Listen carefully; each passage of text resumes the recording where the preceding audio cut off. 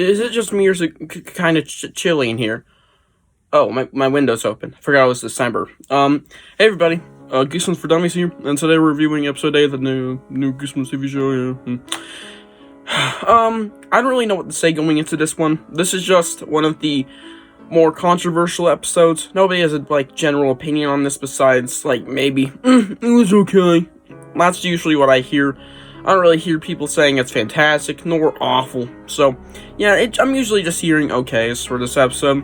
And I'm gonna go with the crowd a bit, though I do think this one's a bit better. And this was actually a pretty good finale, if this was the actual finale. But, yeah, there's really nothing I have to say. I don't really have a general opinion to go before we get into spoilers. So, yeah, let's just dive into it now.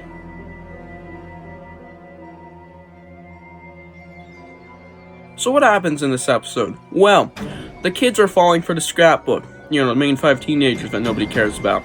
They're slowly falling throughout each of the pages, going for different segments, until they stumble into Harold's basement. And since, well, recap, the book fell into, a puddle. So, it's kind of leaking, everything's about to get destroyed. And on the outside, Nathan Bratt, who is now basically completely in control of the body, since he hurt Harold Biddle. He's now riding a way out, making a door. Anyways, yeah, the kids are slowly trying to get out, and then they reach Harold Biddle's basement, where they meet his parents. And they say, try and make Hair Bear good again, shit like that. And it goes somewhere. I thought it was gonna go nowhere, but it actually did go somewhere. In this, they do escape. They go through a doorway, and they escape into the real world, where they are suddenly, it's like a 5-year-old gaining conscience. Oh my god! Yeah, they're back out into the real world, back in their normal bodies. Yeah, they rush up to the mountains to save Nora, who was being followed by Harold Biddle. And Nathan Bratt, he goes back in the scrapbook. Since it is now drying off, he just transported right back. And, Harold Biddle is in control again. Nora reaches her cabin, and yeah, she goes inside. Not too long after, though, a ranger, patrolling the mountain and all the roads, since it is very, very, very snowy. He warns her about the dangers of the snow and, just to be safe. Then he sees a body back there, and it is Slappy's head poking out of a duffel bag. He asks about it, of course, just like any good cop should do. If you're a cop, you should really, pay attention if you see that type of shit, because that's, a big warning. She dumps the bag out, and we finally get to see Slappy after all these years. Yeah, he looks, slightly older, but not really, and he's not actually, fully together. He's dismantled and, thrashed apart. Like he was back in 93 when they, were putting him in the coffin. They had to just destroy him. He leaves her alone. But after that very long scene, we got one of the best lines in the whole show, where Slappy drops the line, "I thought he'd never leave," which is a direct reference to the final line in one of the Living Dummy books. I will not say which one for spoiler purposes, but yeah, that is a very iconic Slappy line. Nathan Bratt gets up to the mountain, and though he is slowed down by, the rangers that were bothering Nora earlier, he decides, fuck it, I'm going up, I don't give a shit. And he turns around and goes a different path, since apparently he needs brakes or whatever the fuck they were to get up the mountain. I think chains or something, but yeah, he decides to go on foot. The teens find his car, and they also pursue on foot, but it's been quite a few minutes, so he's already got a big advantage ahead of him, and now he is approaching Nora's cabin. And Nora's about to leave to go bury Slappy or some shit, and yeah, he chases her, and it's a very tense scene, actually. I really enjoyed it. He is pounding on the glass, on the other side of the car, trying to get in, trying to get Slappy in the upper seat, and he almost breaks the fucking window, but not before he gets on the windshield, and he gets thrown around and breaks his leg. I'm serious. I believe, at least I believe he broke his leg, because he is limping, and I heard a crack, I believe, in the episode. It didn't look, friendly, so, but for some reason, episode 9, spoiler alert, it's not broken anymore, so, I don't know, bad writing. He basically broke his leg, and now she's trying to drive off, but the car won't start by the looks of it. It ends up with her running on foot from Nathan Bratt, who is very much limping, and, not exactly in stable form. The teens arrive at Nora's cabin and see, oh shit, oh no, oh crazy, ah, no! Yeah, there seems to have been a pretty big, fight scene. The other parents arrive at the teens, since 2 of the teens actually stayed behind, I believe Isabella and James.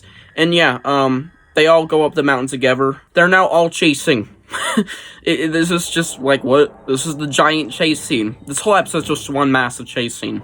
And after quite a few clever things, you know, cleverly done and fought out jump scares and stuff, we get to probably the best jump scare in the whole show, where Harold Builder pretends to be Lucas in Nathan Brad's body and starts yelling, acting like him, calling for Nora, which is his mom. And yeah, she falls for it and goes towards him, and then he jumps out from behind a hill, and yeah, he starts chasing her once again, only now he's very close. And he does end up catching her, and she falls down, nearly off a cliff. It is pretty brutal. And yeah, she's passed out, and now he has Slappy. And then sometime between that, and then this next scene, he puts Slappy together. So, yeah. Isaiah, Lucas, and Margaret are all giving chase, while the other parents and teens are behind them, way far behind them. And, yeah, they eventually kind of get split up when Isaiah nearly falls off a fucking cliff, with a broken arm, might I add, so that's not gonna help. So now he's dangling off the side of the cliff, trying to get back up. Lucas attempts to go back and look for him after they realize he's gone, but they hear Lucas's mother's calls, where Lucas finds his mom in the ditch. So, yeah, that happens. Isaiah nearly gets back up to the top, where he's confronted by Harold Biddle in Nathan Brad's body, and Slappy, the fully built Slappy. And yeah, Slappy looks beautiful. Very sexy. With Smash. Anyways, yeah, all the parents and all the teens are now here, and yeah, he's about to knock him off the cliff, you know, banging his fingers into the ground, you know, that casual stereotype movie trope when somebody's hanging on a cliff. And yeah, let's just say this was a very much a cliffhanger scene, because we got an ad right after this, so very much a cliffhanger. Anyways, once again, all the parents are here, and yeah, they're trying to convince Harold Biddle that this is a fucking stupid idea, and he's a fucking child. Which he is. He is very much a child. He might be like, you know, 40 years old now, but he's still a child. They eventually do convince Harold after a lot of convincing and stuff, using the Hair Bear line, you know, that was thrown out there earlier in the episode when they met his parents in the scrapbooks, the teens. And yeah, that apparently works, and now Harold Biddle is good again. Like, oh yeah, I'm a good guy now! When they say Hair Bear, it's just like, what? What? What? What? Anyways, once again, I'm good. It all works out. Harold Biddle, he helps Isaiah up off the cliff, and Slappy's just chilling there because he can't walk for some fucking reason. He goes back to his parents in heaven, but all the ashes, you know, burn off him, and now he's normal again. After he leaves, you know, Nathan Brad's body, of course, who was now dead on the ground, kinda. And yeah, all is resolved. Nathan Brad gets up. He's alive now. Somebody throws Slappy off the cliff, which is a beautifully shot scene, might I add. We have the worst music of all time playing in the background about getting hard in someone's car in the parking lot and something like that. That's literally the lyrics, I swear to God. And yeah, the episode resolves. Everybody goes home, everybody's happy. Nathan Brad's confused as fuck. And yeah, it's all good. Until Slappy wakes up on the ground below the cliff ledge, ready for revenge. Episode 9 and 10, here we fucking come.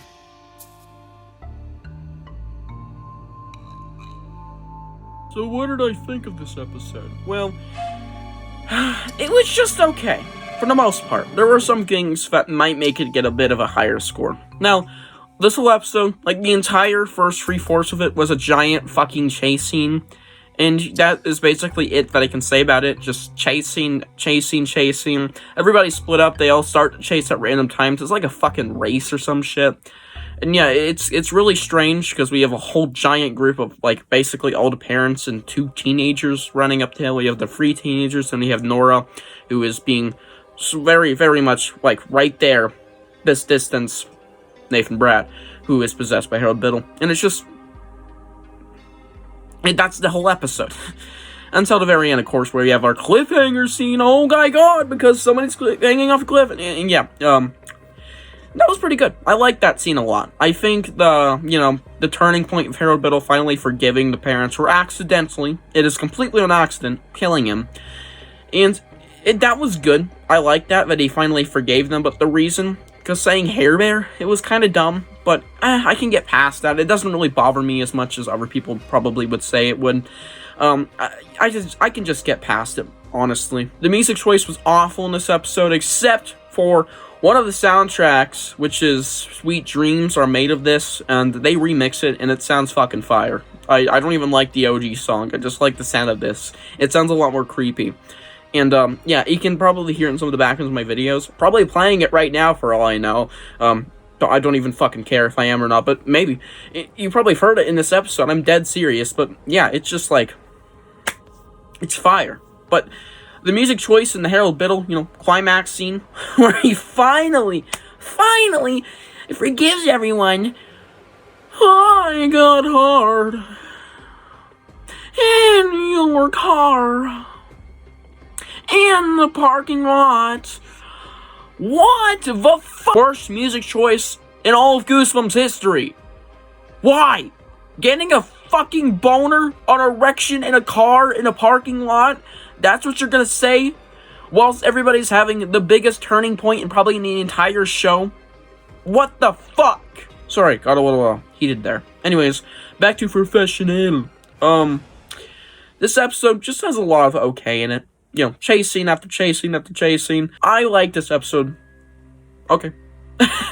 There's really nothing to say about it. It's just like, it's not a filler episode, it's just a pretty good finale. It wraps up everything, and then it opens the door to new stuff, and Slappy's real to be alive, and Nathan Brat's out of his body. Nathan Brat's back inside his body, super duper confused. Yeah. Anyways, yeah, really have nothing to say. I'm gonna give this episode an 8.5 out of 10.